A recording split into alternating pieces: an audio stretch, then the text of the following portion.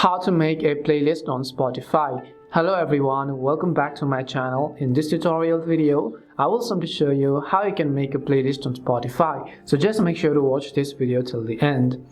If you'd like to create a playlist on Spotify, what you want to do is first of all go ahead and launch the Spotify application. And once you launch the Spotify app, you want to simply go ahead and then come to the Your Library section, which is at the bottom of the screen. Once you come to the Your Library section, tap on the plus icon from the top right hand side of the screen, and as you tap on the plus icon, here you'll find the option called playlist.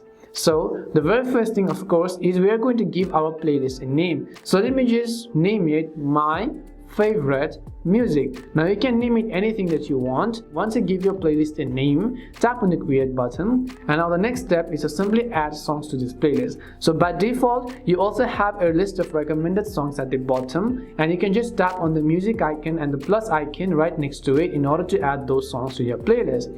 And on another occasion, let's say that you are simply browsing through some of the songs on your phone and on the Spotify app itself, and you want to add those to your playlist, let's say for example. So I'll also just go ahead and then choose a random song over here.